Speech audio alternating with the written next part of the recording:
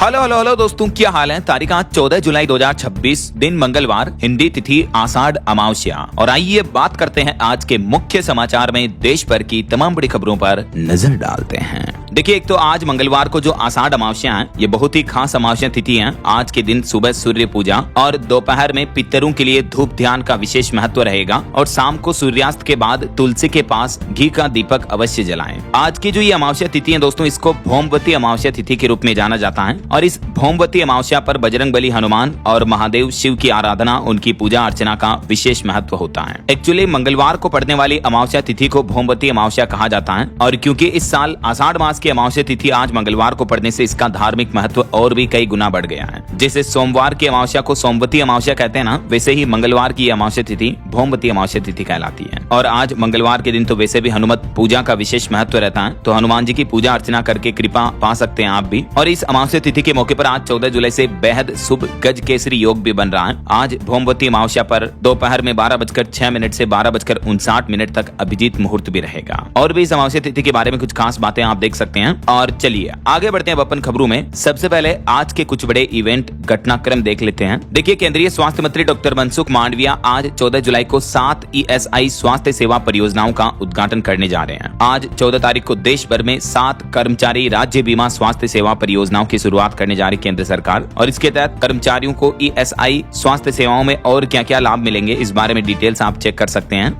वहीं विदेशी मुद्रा जमा अभियान को लेकर वित्त मंत्री निर्मला सीतारमण भी आज देश भर के सरकारी बैंक प्रमुखों के साथ बातचीत करेंगी, बैठक करेंगी। और केंद्र की नरेंद्र मोदी सरकार का एक और बड़ा कदम देखिए, आज 14 जुलाई को लॉन्च होगा देश का पहला इकोनॉमिक बैरोमीटर। इससे देश की अर्थव्यवस्था को रफ्तार मिलेगी। जी हां, भारत सरकार द्वारा आज लॉन्च किया जाएगा हाई फ्रीक्वेंसी इकोनॉमिक बैरोमीटर और देश के उद्योग और व्यापार जगत ने सरकार के इस फैसले का स्वागत भी किया है। और इस नए बदलाव के साथ ही अमेरिका और चीन की लीग में शामिल हो जाएगा हमारा देश भारत भी। देख सकते हैं आप ज्यादा डिटेल्स की ये इकोनॉमिक बदलाव से देश की आर्थिक चुनौतियों की पहचान होगी, छोटे व्यापारियों को भी बड़ा लाभ मिलेगा। और इसके अलावा आज 14 जुलाई को लॉन्च होगा सर्विसेज प्रोडक्शन इंडेक्स भी। इस नए आर्थिक पैमाने से देश की तस्वीर बदलने जा रही है। भारत में सर्विस सेक्टर की मासिक रफ्तार को नापने के लिए MOSPI द्वारा आज 14 जुलाई को नया index of services production ISP launch किया जा रहा है। यह सूचकांक भी देश की अर्थव्यवस्था का पूरा परिदृश्य बदल देगा और नीति निर्माताओं के भी काम आएगा। देख सकते हैं कि आखिर क्या है ये नया index of services production system और इसको लागू करने की जरूरत ही क्यों पड़ी,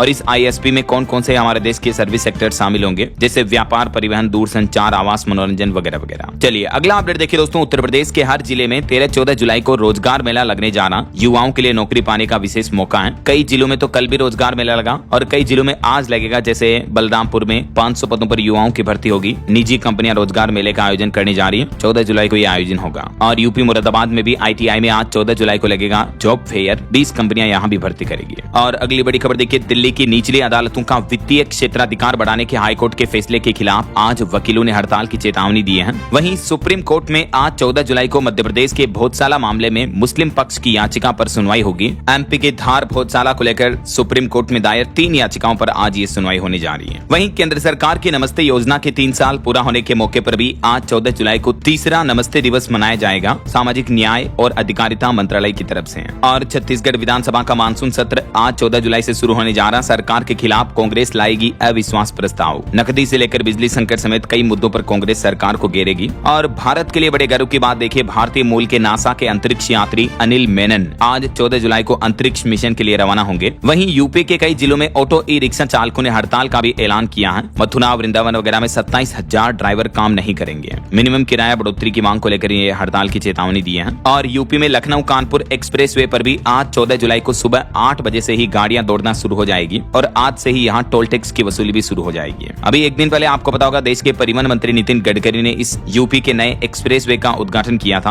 और इस उद्घाटन के समारोह में अपने संबोधन में गडकरी बोले कि मेरी जेब में 15 लाख करोड़ रुपए पड़े हैं, लेकिन मैं खर्च नहीं कर पा रहा हूँ। बेसिकली उनके कहने का यह मतलब है कि सरकार के परिवहन मंत्रालय के पास अभी इतना बजट पड़ा है। ऐसा वो बोले कि मेरे विभाग में पैसों की कमी नहीं है। और ये जो यूपी लखनऊ कानपुर एक्सप्रेसवे शुरू हुआ, ये 4200 करोड़ की लागत से बना है और ये शुरू होने के बाद अब आप आज से ही 35 से 45 मिनट में लखनऊ से कानपुर तक का सफर पूरा कर पाएंगे। हालांकि इस एक्सप्रेसवे पर बाइक और ऑटो ले जाने की एंट्री पर बैन रहेगा, सिर्फ 4 व्हीलर कारें वगैरह ही जा पाएगी। और भी इसकी खास बात देख सकते हैं, 63 किलोमीटर का सफर 1.5 घंटे की दूरी सिर्फ 45 मिनट में पूरी होगी। और ये लखनऊ कानपुर एक्सप्रेसवे पर आज से ही टोल टैक्स भी लगना शुरू हो जाएगा। कार से सफर करने पर 275 रुपए तक का टोल टैक्स लगेगा। चलिए अगली खबर देखिए। किसानों ने सरकार को खुली चेतावनी दी और कहा कि आज 14 जुलाई को पूरे पंजाब में टोल टैक्स बंद कराने का ऐलान किया है। दरअसल किसानों की सरकार से कुछ मांगे हैं और इसके अलावा जो भारत अमेरिका के बीच व्यापार समझौता होने जा रहा, इसके विरोध में आज 14 जुलाई को किसान भाई लोग पंजाब के सभी टोल प्लाजा पर वाहनों से शुल्क नहीं वसूलने देंगे, हड़ताल आंदोलन की चेतावनी दी है। किसान नेता डल्लेवाल की तरफ से भी खुद ये ऐलान किया गया है। और मोबाइल फोन लॉन्चिंग पर खबर है, रेडमी नोट 17 प्रो फोन आज लॉन्च होने जा रहा। और वहीं देखिए पश्चिम बंगाल के कोलकाता में एबीवीपी ने आज 14 जुलाई को मेगा रैली बुलाई, 10,000 छात्रों के शामिल होने का दावा किया जा रहा है। निवेशकों के लिए खबर है, भारतीय state bank SBI funds management का आईपीओ आज 14 जुलाई से खुलेगा, जिसमें 16 जुलाई तक निवेशक आवेदन कर पाएंगे। ये इस साल 2026 का सबसे बड़ा आईपीओ लॉन्च होने जा रहा है। इसका प्राइस बैंड 550 रुपए के लगभग रहेगा। इसके जरिए 11,500 करोड़ रुपए जुटाने का लक्ष्य रखा है एसबीआई म्यूचुअल फंड ने। और इसके अलावा आज एक और आईपीओ भी खुलने जा रहा है, 100 रुपए प्राइस बैंड वाला। Textile company Alpine Tex World का आईपीओ भी आज खुलेगा। और झारखंड में एसआईआर अभियान को लेकर 14 जुलाई को सभी बूथों पर लगेगी चुनाव पाठशाला। और हरियाणा में भी जो एसआईआर अभियान चल रहा है उसकी लास्ट डेट आज 14 जुलाई ही है। वहीं खबर है, आज 14 जुलाई से राजधानी दिल्ली में सजेगा भारत का सबसे बड़ा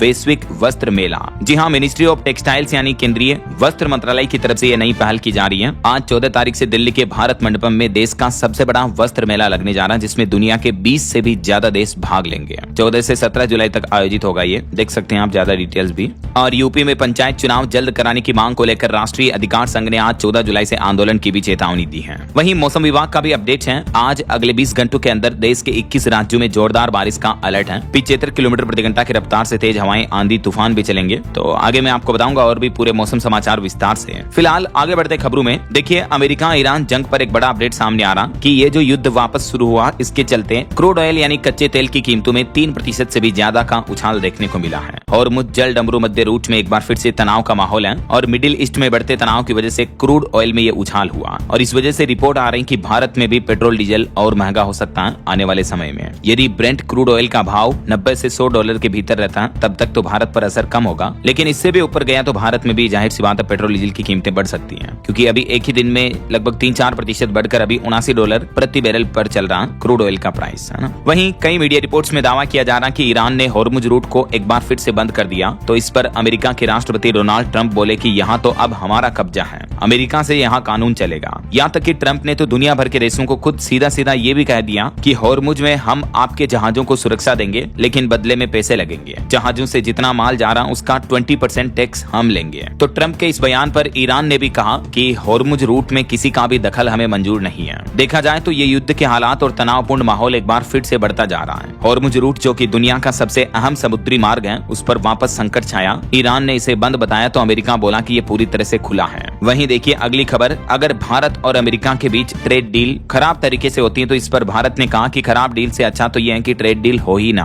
अमेरिका को आंख में आंख डालकर भारत ने सीधा सीधा जवाब दिया और भारत ने इस डील को लेकर ये साफ कर दिया कि कृषि, टैरिफ और व्यापारिक रियायतों जैसे अहम मुद्दों पर समझौता किए बिना किसी भी तरह के समझौते पर साइन नहीं होगा। भारत ने अमेरिका को सीधा सीधा ट्रेड डील को लेकर ये मुंहतोड़ जवाब दिया। वहीं देखिए दोस्तों, ब्रिटेन देश ने एक बड़ा फैसला लिया और ईरानी सेना IRGC के संगठन को आतंकी संगठन घोषित कर दिया है। और ब्रिटेन ने यह भी कहा कि इस संगठन का समर्थन करने वालों को भी सख्त सजा मिलेगी ऐसा। और अगली बड़ी खबर देखिए, भारत के एक्शन से हिला पाकिस्तान, सड़कों पर उतरे लोग, सिंधु का नाम लेकर मरने की तक कसम खाई। आपको पता होगा ऑपरेशन सिंदूर के दौरान जो भारत ने पाकिस्तान के साथ सिंधु जल समझौता रद्द कर दिया था, जो कि 1960 से ही जारी था। तो अब इस समझौते को लेकर पाकिस्तान पर एक बार फिर से चिंता का माहौल छा गया, क्योंकि खबर है कि मुल्क के सिंध क्षेत्र में इस फैसले के खिलाफ खुद पाकिस्तान के ही अंदर अंदरूनी विरोध प्रदर्शन शुरू हो गए हैं। पाकिस्तानी लोग नारे लगा रहे हैं कि हम सिंधु को नहीं छोड़ेंगे। वहीं इधर भारत ने अपना रुख एक बार फिर से साफ कर दिया कि पड़ोसी पड़ोसी मुल्क पाकिस्तान को आतंकवाद को समर्थन देना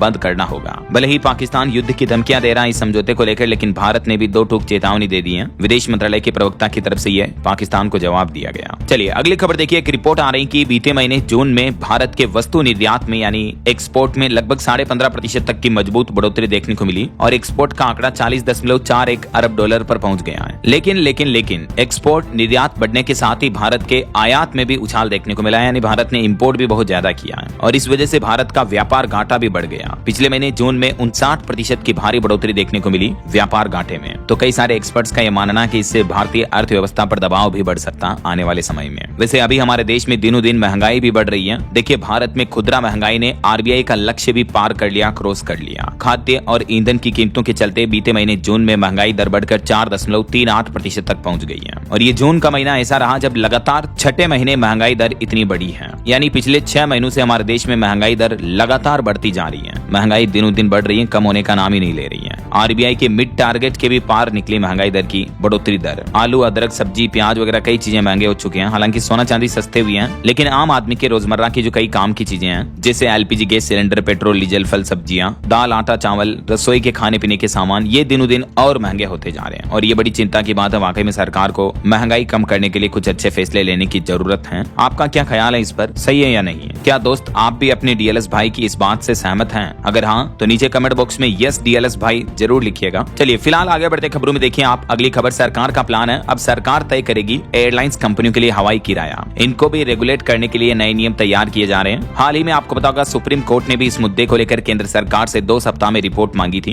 क्योंकि अक्सर एयरलाइंस कंपनियां खास मौकों पर जैसे त्योहारों वगैरह पर मनमाना किराया वसूलती हैं अपने हवाई यात्रियों से। तो सुप्रीम कोर्ट ने केंद्र सरकार को 2 सप्ताह में हवाई किराया तय करने के नियम सौंपने को कहा है। तो अभी केंद्र सरकार प्लान कर रही है हवाई किराया कंट्रोल करने के लिए ये 4 प्रमुख मांगे हैं। इसको लेकर नए नियम, नए कानून मसौदे तैयार किए जा रहे हैं। वैसे हाल ही में हवाई यात्रियों के लिए इस नियम में भी बदलाव किया था कुछ महीने पहले सरकार ने कि अगर एयर टिकट बुकिंग 48 घंटे में कैंसिल होती है तो फुल रिफंड मिलेगा वापस और फ्लाइट से 7 दिन पहले बुकिंग करना जरूरी होगा। डीजीसीए की तरफ से ये भी कुछ नियमों में बदलाव किए गए हैं। चलिए सोना चांदी के भाव पर खबर है। फिर से गिरावट देखने को मिली है। चांदी की कीमत 1668 रुपए टूट कर अभी 2,19,000 रुपए प्रति किलो आ गई है। पिछले एक महीने के अंदर अंदर चांदी में 24,000 रुपए तक की बड़ी गिरावट देखने को मिली है और सोने में भी गिरावट हुई। अभी एक ही दिन में सोना 1180 रुपए तक सस्ता हुआ और अभी 24 कैरेट प्योर गोल्ड का रेट 1,42,000 रुपए प्रति 10 ग्राम पर चल रहा है। पिछले एक महीने में सोने की कीमत भी लगभग 6,000 रुपए तक टूट चुकी है, जबकि चांदी 24,000 रुपए तक सस्ती हुई है। बाकी अभी अलग अलग कैरेट के हिसाब से सोने का प्राइस क्या चल रहा है देख सकते हैं आप स्क्रीन पर। चलिए अगली खबर देखिए। क्रिप्टो करेंसी से व्यापार पर एक चौंकाने वाली खबर आ रही कि रूस और ईरान दोनों देशों ने क्रिप्टो में लगभग 10 लाख करोड़ का व्यापार किया। दुनिया के बैंकिंग सिस्टम से अपना खुद का अलग क्रिप्टो नेटवर्क बनाया लेन देन के लिए और इन पैसों से ड्रोन, तेल और हथियार खरीदे दोनों देशों ने एक दूसरे के बीच। रूस, ईरान और उत्तर कोरिया इन देशों ने दुनिया की बैंकिंग व्यवस्था से अलग क्रिप्टो के जरिए एक समानांतर भुगतान सिस्टम खड़ा कर लिया है। क्रिप्टो लेन देन पर नजर रखने वाली संस्था की तरफ से खुद ये रिपोर्ट सामने आ रही है। भले ही हमारे देश में क्रिप्टो करेंसी वगैरह पर आरबीआई की पाबंदियां लगी हुई हैं, लेकिन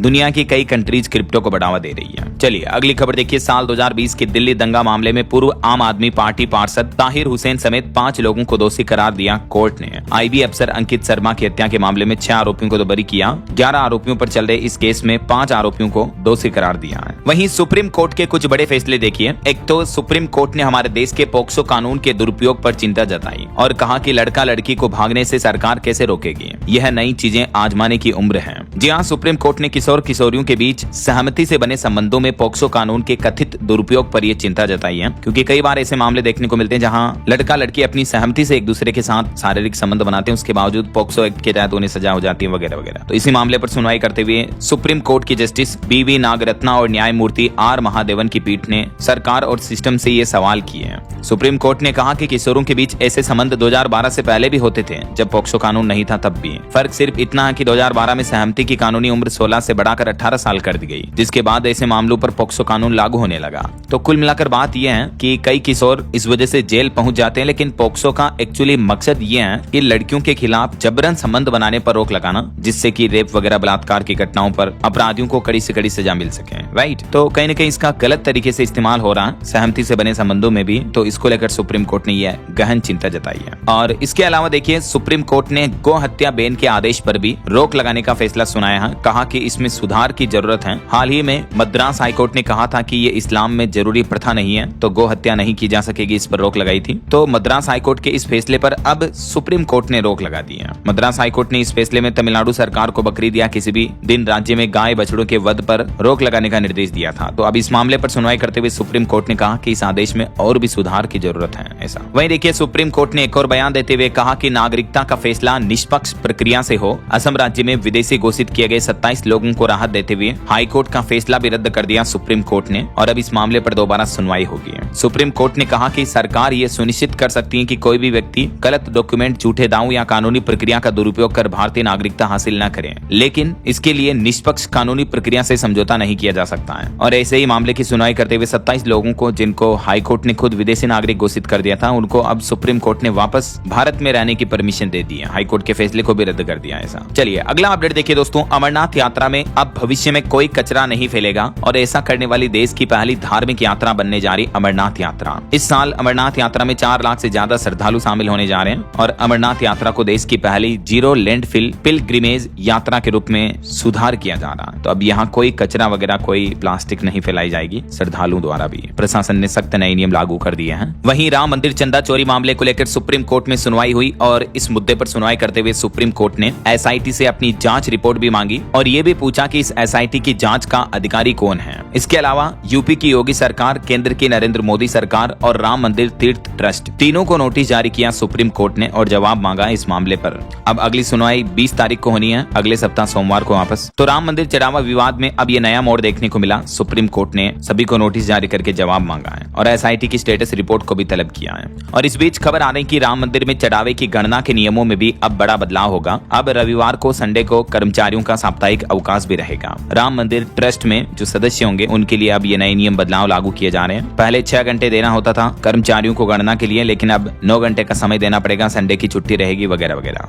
वहीं खबर है राम मंदिर ट्रस्ट ने पहली बार सीईओ की भर्ती निकाली। उसके लिए शर्त यह है कि हिंदू होना जरूरी होगा और इस मामले में जिन आरोपियों को गिरफ्तार किया हुआ है उनकी रिमांड भी 14 दिन के लिए बढ़ा दी गई है। अभी राम मंदिर चंदा चोरी मामले में इन 8 आरोपियों को अरेस्ट करके रिमांड पर रखा हुआ है, तो 14 दिन इनकी रिमांड भी बढ़ चुकी है। अब यूपी सरकार ने राम जन्मभूमि मंदिर में सीईओ पद पर भर्ती निकाली। उसके लिए 18 जुलाई तक आवेदन कर सकते हैं इच्छुक उम्मीदवार और इस आवेदन के लिए योग्यता, उम्र सीमा, शर्तें वगैरह क्या रहेगी, इस बारे में ज्यादा डिटेल्स भी आप देख सकते हैं। 20 साल का अनुभव होना चाहिए, हिंदू धर्म का अनुयायी होना जरूरी है वगैरह वगैरह। और अभी सुप्रीम कोर्ट में भी राम मंदिर चंदा चोरी से जुड़ी 4 याचिकाएं दाखिल की हुई है। इन चारों याचिकाओं पर सुनवाई की जा रही सुप्रीम कोर्ट द्वारा। और वहीं खबर देखिए दोस्तों, राम मंदिर चोरी का बचाव करते हुए बॉलीवुड एक्टर अनुपम खेर भी ट्रोल हुए। उन्होंने कहा कि मुगलों ने तो मंदिरों में रेप किए थे, उनकी लूट के सामने तो ये मामूली चीज है। उनके इस बयान को लेकर सोशल मीडिया पर काफी ट्रोल किया जा रहा है उनको। और वहीं उत्तर प्रदेश के कुछ और इन धार्मिक स्थलों के विवाद को लेकर भी अब खबर आ रही है, जैसे यूपी, काशी, मथुरा और संबल विवाद को लेकर हिंदू और मुस्लिम पक्ष दोनों ने सुप्रीम कोर्ट की मध्यस्थता का प्रस्ताव ठुकरा दिया और हिंदू मुस्लिम दोनों पक्षों का भी ये कहना कि केस लड़ करके ही हम फैसला चाहते हैं। बात कुछ यूं है कि यूपी के 3 मंदिर मस्जिद विवादों को लेकर सुप्रीम कोर्ट ने हिंदू मुस्लिम दोनों पक्षों को कहा था कि आप अगर आपस में मध्यस्थता के जरिए इस मामले को सुलझा सकते हो तो सुलझा लो। ये जो तीनों मंदिर मस्जिद है, इसमें पहला यूपी वाराणसी की ज्ञानव्यापी मस्जिद का विवाद, लड़ाई झगड़ा, दूसरा मथुरा का श्री कृष्ण जन्मभूमि शाही ईदगाह विवाद का मामला और तीसरा शाही जामा मस्जिद विवाद संबल का मामला है। तो अब सुप्रीम कोर्ट की मध्यस्थता के फैसले को हिंदू मुस्लिम दोनों पक्षों ने ठुकरा दिया। तो दोनों का यही कहना है कि सुप्रीम कोर्ट इन तीनों के केस पर सुनवाई करे और फिर जो कोर्ट की तरफ से फैसला दिया जाएगा वो दोनों को मंजूर होगा। ऐसा बाकी सुप्रीम कोर्ट में मध्यस्थता के नियम क्या है, इस बारे में डिटेल्स भी आप देख सकते हैं। वहीं राम मंदिर के अलावा उत्तराखंड के 4 धाम तीर्थ स्थलों में बद्रीनाथ चढ़ावा चोरी मामले पर भी खबर आ रही कि मुख्य आरोपी को अब न्यायिक हिरासत में भेजा गया है। पुलिस बोले कि 500 रुपए के नोट, सोने चांदी के सिक्के ये मोबाइल के नीचे छिपा कर ले जाता था। तो ये आरोप है अभी प्रमोद नौटियाल पर, जिनको गिरफ्तार कर लिया गया। बहरहाल अभी तो अपन कुछ और महत्वपूर्ण और काम की खबरें देखेंगे दोस्तों, लेकिन फिलहाल वक्त तो चला है आज के ताजा मौसम समाचार जानने का।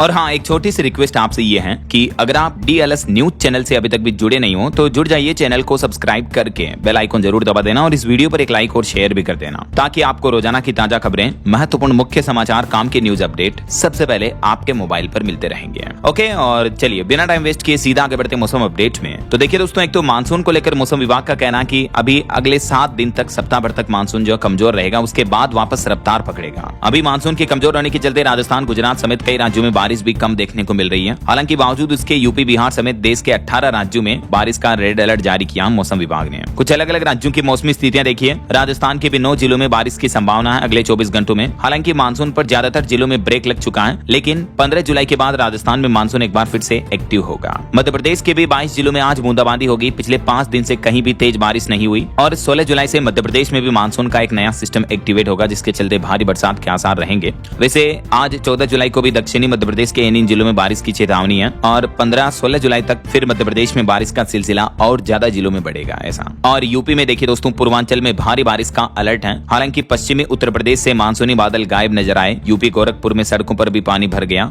और उत्तर प्रदेश के इन 22 शहरों में आज भी बारिश का अलर्ट है। वहीं बिहार में देखिए, पड़ोसी देश नेपाल में हो रही भारी बारिश की वजह से बिहार की कोसी नदी भी उफान पर चल रही है। रक्सौल में भी सड़कों पर 2-2 फीट तक पानी भर गया। आज भी बिहार के 27 जिलों में भारी बारिश का अलर्ट रहेगा। किन किन जिलों में ये बिहार के मानचित्र में आप देख सकते हैं। और छत्तीसगढ़ में भी राजधानी रायपुर समेत कई जिलों में बारिश के आसार हैं। उत्तर छत्तीसगढ़ में तो अगले 5 दिन तक मानसून एक्टिव रहेगा। हालांकि अब तक पूरे राज्य में 24% तक कम पानी बरसा है। और पंजाब हरियाणा की बात करें तो देखिए आप, पंजाब के 4 जिलों से मानसूनी बादल गायब हुए। हालांकि मोहाली, जालंधर वगैरह में तेज बारिश का अलर्ट है। एक जगह नहर में 2 लड़के भी डूब गए। अगले 3 दिन, आज 14, कल 15 और परसों 16 जुलाई को पंजाब के अलग अलग जिलों में मौसम का हाल क्या रहेगा देख सकते हैं आप जानकारी। और ऐसे ही हरियाणा के भी 2 जिलों में तेज बारिश का अलर्ट है। सिरसा में कई जगहों पर लोगों के घरों में पानी घुस गया। फतेहाबाद में अंधेरा छाया। अगले 5 दिन उमस भरी गर्मी बढ़ेगी थोड़ी। और पहाड़ी राज्यों की बात करें तो उत्तराखंड के पहाड़ों में भारी बारिश की संभावना। देहरादून और रुद्रप्रयाग में लैंडस्लाइड की घटनाएं भी देखने को मिल रही हैं। 4 धाम यात्रा मार्ग पर भी बोल्डर गिर रहे हैं। आज कल परसों 14, 15, 16 तारीख को उत्तराखंड में भी मौसम का हाल क्या रहेगा देख सकते हैं आप जानकारी स्क्रीन पर। और ऐसे ही हिमाचल प्रदेश में भी अगले 5 दिन हल्की बारिश की संभावना है। वैसे अब तक हिमाचल में नॉर्मल से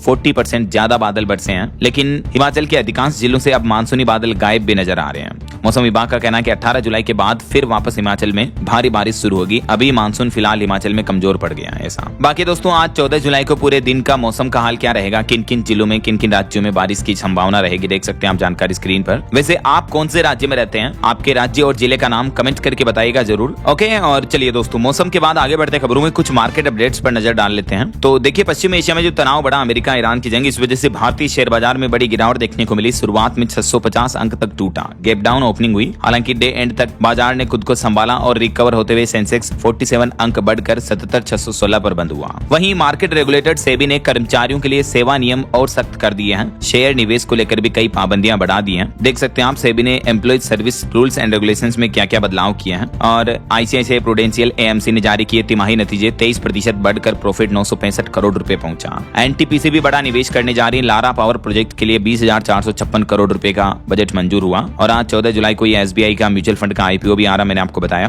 वहीं खबर है, क्रिकेटर युजवेंद्र चहल और ईशांत शर्मा बने business partner. Energy drink launch किया दोनों ने मिलकर, एक्वॉन नाम से। और देखिए, स्टॉक ब्रोकर कंपनी जेरोदा के फाउंडर ने साझा किया उम्मीद का फॉर्मूला। वो बोले कि परिणाम चाहे जो भी हो, आप कभी अगला कदम उठाना बंद ना करें जीवन में सक्सेस पाने के लिए। नितिन कामत का यह कहना है। चलिए मार्केट अपडेट्स के बाद आगे बढ़ते खबरों में। देखिए, बड़ी खबर, रेल यात्रियों को लेकर कलकत्ता हाईकोर्ट ने कहा कि टीटीई सब्जी की तरह खाली बर्थ बेचते हैं और इसी वजह से ट्रेनों में लूट की घटनाएं होती हैं। तो ऐसे मामलों पर रेलवे एक्शन ले, क्योंकि टीटीई की इन हरकतों की वजह से रेल यात्रियों को काफी दिक्कत भी होती है। और इसके अलावा देखिए, रेलवे यात्रियों के लिए 2 और बड़े बदलाव, नए नियम भी लागू होने जा रहे हैं। एक तो 15 जुलाई से ही आईआरसीटीसी की टिकट बुकिंग की नई वेबसाइट शुरू होगी, जिसमें टिकट बुकिंग सिस्टम और भी आसान होगा, प्रक्रिया तेज होगी, पारदर्शी होगी। दूसरा, अब जनरल टिकट बुक करने पर भी आईडी आपके पास होना अनिवार्य होगी। रेल यात्रा करते दौरान भी रेल वन मोबाइल ऐप से टिकट बुक किए गए पर सफर करने पर भी पहचान पत्र अनिवार्य कर दिया रेलवे ने, फोटो युक्त। और अगली खबर देखिए दोस्तों, कर्नाटक में एक मात्र 10 महीने के बच्चे ने 36 सेकंड में 21 सीढ़ियां चढ़कर Guinness book of world record बना दिया है। कर्नाटक के विजयपुरा का यह मामला देखिए आप।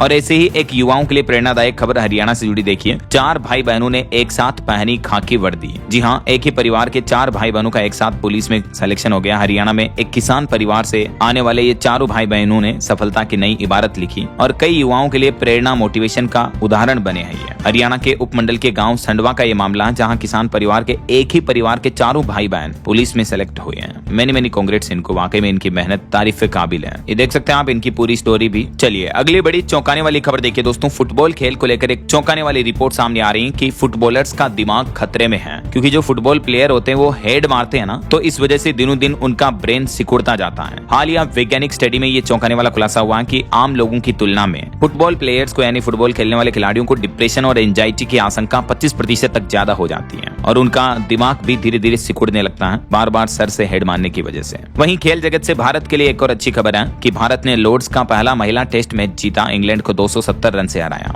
और भारत के लिए एक सबसे बड़े गर्व की बात तो यह है कि इंटरनेशनल फिजिक्स ओलंपियाड में भारत को गोल्ड मेडल मिला। दुनिया भर के 87 देशों में पहली रैंक हासिल की हमारे देश भारत ने, जिसमें एक तो राजस्थान के कोटा कोचिंग का स्टूडेंट्स भी हैं। कोलंबिया के बुकारमंगा के अंदर आयोजित ये 56वें इंटरनेशनल फिजिक्स ओलंपियाड में भारत ने दुनिया भर में पहला स्थान हासिल किया गोल्ड मेडल के साथ, है ना। और अगली खबर देखिए, बुजुर्गों को लेकर एक रिपोर्ट सामने आ रही है कि वरिष्ठ नागरिक बढ़ा रहे हैं सिल्वर ट्रेवल इकोनॉमी। अब सिर्फ तीर्थ यात्रा ही नहीं बल्कि बुजुर्गों को भी लग्जरी हॉलिडे भा रहे हैं, मतलब बुजुर्ग भी टूरिस्ट प्लेस पर घूमने जा रहे, बीच वगैरह पर, सिर्फ तीर्थ यात्रा नहीं कर रहे हैं। और ये टूरिज्म का बाजार 20,000 करोड़ से भी ज्यादा का हो चुका है। और अगली बड़ी खबर देखिए दोस्तों, गुजरात में फैला चांदीपुरा वायरस। एक महीने में 12 बच्चों की मौत हो गई और 3 की रिपोर्ट अभी भी पॉजिटिव है। एक मक्खी की वजह से ये बीमारी फैलती है और हैरानी की बात यह है कि इस वायरस की अभी तक कोई वैक्सीन भी नहीं बनी है। और गुजरात में इस संक्रमण से एक महीने के अंदर अंदर ही 12 बच्चों की मौत हो गई है। एक्चुअली इनमें से 3 बच्चे तो ये चांदीपुरा वायरस से संक्रमित थे और अन्य 9 बच्चों की मौत की आशंका भी इसी वायरस की वजह से जताई जा रही है। ये चांदीपुरा वायरस के सामान्य लक्षण क्या होते हैं देख सकते हैं आप, और अभी तक इसकी कोई दवा या वैक्सीन भी नहीं बनी है। सैंड फ्लाई यानी इस मक्खी के काटने की वजह से ये वायरस फैलता है, तो सावधान रहें। अच्छा, इसके अलावा आजकल हमारे देश में कोरोना वायरस भी वापस फैलने लगा है। देखिए, उड़ीसा पुरी की रथ यात्रा से पहले देश में कोरोना की दस्तक हुई। आंध्र प्रदेश में 2 लोगों की कोरोना संक्रमण से मौतों के बाद उड़ीसा राज्य में भी सरकार ने अलर्ट जारी कर दिया और सीमावर्ती जिलों पर निगरानी बढ़ा दी है। अभी हाल ही में आंध्र प्रदेश में कोरोना से एक 46 साल के मरीज की मौत हुई, उसके बाद एक और व्यक्ति की मौत हो गई। आंध्र प्रदेश के 2 जिलों में 5 कोरोना के एक्टिव केस मिले। ना सिर्फ आंध्र प्रदेश में बल्कि पहले आंध्र प्रदेश के बाद अब मुंबई वगैरह में भी कोरोना का खतरा बढ़ने लगा है, क्योंकि यहाँ भी कुछ नए संक्रमित मामले सामने आए हैं। ऐसे में कई रिपोर्ट्स में तो इस बात को लेकर चिंता जताई जा रही है कि यूपी से लेकर महाराष्ट्र, आंध्र प्रदेश तक कोरोना के केस मिलने लगे। क्या इस साल 2026 में दोबारा लौटेगा कोविड-19? और अगली खबर देखिए, आने वाली कांवड़ यात्रा को लेकर उत्तर प्रदेश और उत्तराखंड सरकार ने सख्त नियम बनाए। त्रिशूल और भाले पर बैन रहेगा, कोई जुगाड़ू वाहन भी नहीं चलाए जा सकेंगे। वहीं टेक जगत से जुड़ी बड़ी खबर देखिए, अगर आप भी चैट जीपीटी, गूगल जेमिनाई इस तरह के एआई टूल्स का इस्तेमाल करते हैं तो जरा सावधान हो जाएं। आपका भी बैंक खाता खाली हो सकता है, आपके साथ साइबर स्कैम हो सकता है। बात कुछ यूं है दोस्तों, क्योंकि आजकल इन एआई टूल्स के सस्ते प्लान्स के नाम पर स्कैमर नकली वेबसाइट व ऑफर के जरिए ठगी कर रहे हैं। तो आप आधिकारिक स्रोत से यानी ऑफिशियल वेबसाइट से ही इन एआई सेवाओं का सब्सक्रिप्शन लें। अगर आपको ये संकेत दिखे तो तुरंत अलर्ट हो जाएं, बहुत ज्यादा डिस्काउंट वगैरह ऑफर वगैरह दिख रहे हैं तो। और बाकी आप इन स्टेप्स को फॉलो करके अपना बैंक खाता सुरक्षित रख सकते हैं। अच्छा, एआई से जुड़े कुछ और अपडेट देखिए दोस्तों, जहां एआई का जन्म हुआ अमेरिका में, एआई का आविष्कार हुआ, तो अब ये एआई उसी पर भारी पड़ रहा। पिछले 6 महीनों के अंदर अंदर अमेरिका में 4.5 लाख से भी ज्यादा लोगों की नौकरियां चली गई। सबसे ज्यादा आईटी सेक्टर पर असर देखने को मिल रहा है। हालांकि एआई के दौर में एक रिपोर्ट आ रही कि करियर की चिंता और युवाओं में टेंशन के बीच रिपोर्ट्स में बताया जा रहा है कि सुरक्षित रहेगी ये नौकरियां, जैसे डॉक्टर, टीचर, वकील, वगैरह। इन पेशों को कोई खतरा नहीं होगा। एआई के दबदबे में भी भविष्य में इन लोगों की नौकरी सुरक्षित रहेगी। हॉस्पिटैलिटी सेक्टर में एआई हावी नहीं हो पाएगा, ये रिपोर्ट आ रही है। और एआई को लेकर हमारी भारत सरकार का भी कहना कि एआई के लिए भारत बढ़ाएगा कंप्यूटिंग क्षमता, शिक्षण संस्थानों से जुड़े आईटी इंडस्ट्री, ये कहना अश्विनी वैष्णव का। और एक रिपोर्ट में दावा किया जा रहा कि आजकल के लोग बाग यूजर स्मार्टफोन खरीदते समय भी 68% उपभोक्ता एआई फीचर्स को प्राथमिकता दे रहे हैं। वहीं खबर है, कनाडा में मेटा कंपनी अपना पहला एआई डेटा सेंटर खोल रही है। $13 अरब का बड़ा निवेश हो रहा है, जिससे हजारों नौकरियां भी मिलेगी। और कुछ बड़े हादसों और दुर्घटनाओं की खबरें देखिए दोस्तों, इंडोनेशिया में शादी समारोह से लौट रहे लोगों की पिकअप ट्रक दुर्घटनाग्रस्त हुई, 13 लोगों की मौत हो गई। एक शादी के इवेंट से आ रहे थे ये सभी। और मेक्सिको में भी हाईवे पर कई वाहनों से टकराया एक ट्रक, जिसमें 9 लोगों की मौत हो गई, 10 लोग घायल हो गए। और देखिए, थाईलैंड की राजधानी बैंकॉक के एक बार में आग लग गई, जिसमें 27 लोगों की मौतें हो गई। देर रात यहाँ पार्टी कर रहे थे कई लोग, 60 से ज्यादा तो घायल हो गए और 27 लोग मारे गए। बैंकॉक में यह बड़ा हादसा हुआ। ये तो कुछ इंटरनेशनल हादसे रहे। और एक घटना देखिए, हमारे राजस्थान में भी एक बड़ा सड़क हादसा हो गया। तेज रफ्तार स्कॉर्पियो डंपर में घुस गई, जिसमें 5 लोगों की मौत हो गई। जोधपुर में ये मंदिर से दर्शन करके घर लौट रहे थे। और एक श्रद्धांजलि फिल्म जुरासिक पार्क के एक्टर सैम नील का निधन हो गया। हॉलीवुड की काफी मशहूर फिल्म है ये।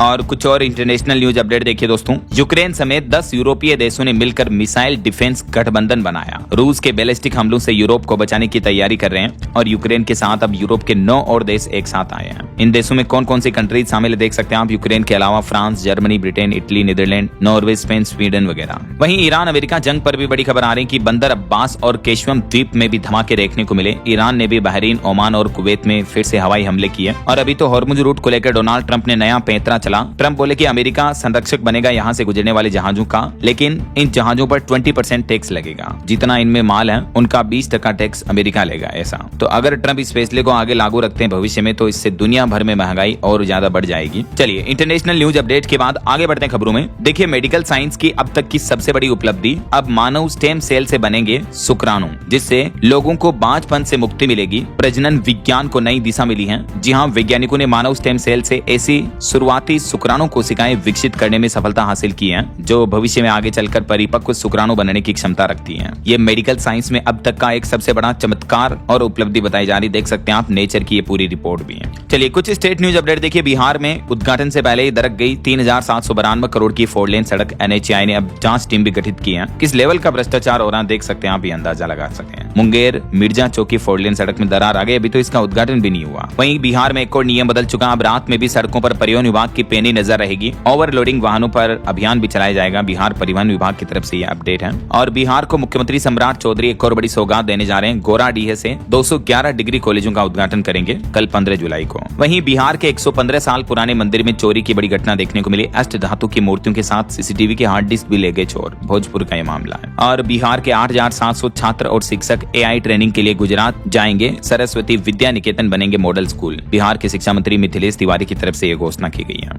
चलिए अगली खबर देखिए। पश्चिम बंगाल में सोमवार से ही लागू हो गया गुंडा दमन कानून। बंगाल की शुभेंदु सरकार का कहना है कि अब बिना मुकदमे के 12 महीने तक हिरासत में रखने का कड़ा प्रावधान होगा, ताकि अपराधी क्राइम अपराध कम करेंगे। अब ऐसा वहीं खबर है, दिल्ली में PM उदय योजना के लिए दिल्ली सरकार ने केंद्र सरकार से मांगे 100 करोड़ रुपए। 1511 अनाधिकृत कॉलोनियों के लोगों को राहत मिलेगी इससे। और पंजाब के निजी स्कूलों की मनमानी पर अब लगाम लगेगी। राज्यपाल ने ऑर्डिनेंस को मंजूरी दी। अब 5% से ज्यादा फीस नहीं बढ़ा पाएंगे पंजाब के प्राइवेट स्कूल। वहीं देखिए, पंजाब में दिव्यांगों की शिकायतें टालना अब भारी पड़ेगा। 3 महीने में देनी होगी कार्रवाई रिपोर्ट। पंजाब सरकार ने इस नए कानून को हरी झंडी दिखाते हुए सभी डिपार्टमेंट्स के अधिकारियों विभागों को सख्त निर्देश जारी कर दिए हैं। और झारखंड में मैया सम्मान योजना में बड़े बदलाव की तैयारी कर रही सरकार। हर महीने 51 लाख महिलाओं को एक साथ धनराशि दी जाएगी। वहीं दिल्ली में प्राइवेट स्कूलों की मान्यता प्रक्रिया में बड़ा बदलाव होने जा रहा है। शिक्षा निदेशालय ने नए मानक लागू कर दिए हैं और इन नए मानकों से अब प्रक्रिया और ज्यादा पारदर्शी होगी। अब स्कूलों को मान्यता लेने के लिए किन किन दस्तावेज डॉक्यूमेंट्स की जरूरत होगी और क्या क्या प्रक्रिया से गुजरना पड़ेगा, देख सकते हैं आप डिटेल्स। वहीं खबर है, उत्तर प्रदेश के शहरों में स्वच्छता निगरानी के लिए बनेगा 75 स्पेशल सेल। कूड़ा फैलाने वालों पर सख्त कार्रवाई होगी। यूपी में स्वच्छ भारत मिशन 2.0 के तहत ये नया तंत्र बनाया है यूपी की योगी सरकार ने। वहीं मुख्यमंत्री योगी आदित्यनाथ ने एक और बड़ी घोषणा की, बोले कि हर शहर में बाईपास बनेगा।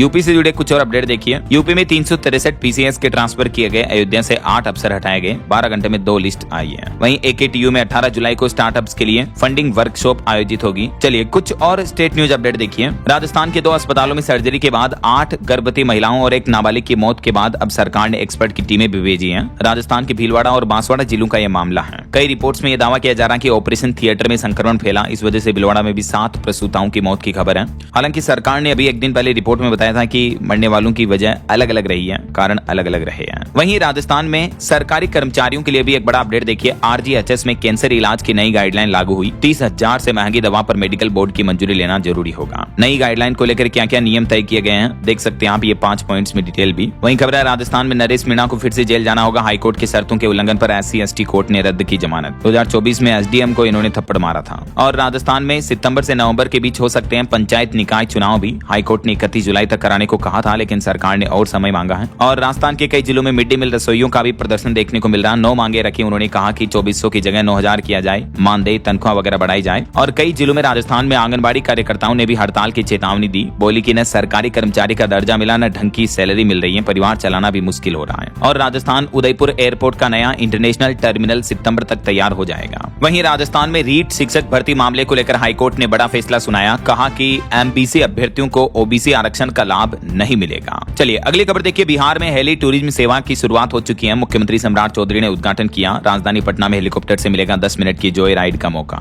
इस ऑनलाइन पोर्टल के माध्यम से आप बुकिंग करवा सकते हैं। 21 रुपए में हेलीकॉप्टर सेवा की बुकिंग होगी। और एक बड़ी खबर देखिए दोस्तों, सिया और केतन की तरह एक और मामला झारखंड में भी देखने को मिला। प्रेमी संग मिलकर लड़की ने अपने होने वाले मंगेतर की हत्या कर दी। झारखंड के गिरिडीह में शादी से ठीक 2 दिन पहले युवक लापता हो गया था और बारात वाले दिन जमुई में उसकी लाश मिली। जब मामले का खुलासा हुआ तो पता चला कि उसी की होने वाली पत्नी ने प्रेमी के साथ मिलकर उसकी हत्या कर दी। देखिए यार। वैसे झारखंड में अगले 3 दिन भारी बारिश का अलर्ट है, मौसम विभाग की तरफ से अपडेट है। और एक बड़ी हार्ट अटैक की घटना देखिए। झारखंड के जेल IG सुदर्शन मंडल को हार्ट अटैक आ गया। वहीं खबर है, PM मोदी 17 जुलाई को चंडीगढ़ आएंगे और बड़ी खबर देखिए, जंतर मंतर पर सोनम वांगचुक की हालत नाजुक हुई। अभी वो भूख हड़ताल पर चल रहे हैं। 16वें दिन उनका वजन 8 किलो से भी ज्यादा टूट गया, उनका बीपी भी गिरा। पिछले 16 दिन से अनशन पर भूख हड़ताल पर बैठे हैं। तो संजय राउत ने केंद्र सरकार पर आरोप लगाते हुए कहा कि क्या सरकार उन्हें मारना चाहती है। इससे पहले भी आपको पता होगा ये 170 दिन जेल में बंद रहे। अभी सीजेपी कोकरोच जनता पार्टी के साथ आंदोलन में 16 दिनों से भूख हड़ताल पर बैठे हैं शिक्षा मंत्री के इस्तीफे की मांग को लेकर। और सीजेपी 20 जुलाई को जो देशव्यापी आंदोलन करने जा रही, तो सोनम वांगचुक के अनशन को महाराष्ट्र की राजनीति से भी उद्धव ठाकरे ने समर्थन दिया है। चलिए अगली बड़ी खबर देखिए, तमिलनाडु सरकार ने नया नियम लागू कर दिया। अब स्कूल कॉलेजों में नेताओं की एंट्री और किसी भी तरह के कार्यक्रम पर बैन रहेगा, पूर्ण रूप से रोक लगाने का आदेश जारी कर दिया है। वहीं रेल यात्रियों के लेकर अपडेट आ रहा है। जो मुख्य बधिर रेल यात्री होते हैं उनको अब परेशानी नहीं होगी, क्योंकि रेलवे बड़े स्टेशनों पर एआई से एक खास सुविधा शुरू करने जा रहा है और इसका ट्रायल भी सफल हो चुका है। तो इससे मुख्य बधिर यात्रियों को राहत मिलेगी, देख सकते हैं आप। और भारतीय रिजर्व बैंक आरबीआई ने बड़ा निर्देश जारी किया, कहा कि बैंकों में ग्राहकों की शिकायतें अब तुरंत हल होगी। वित्तीय संस्थाओं के लोकपालों को नया मंत्र मिला, यानी नए अधिकार दिए हैं आरबीआई ने।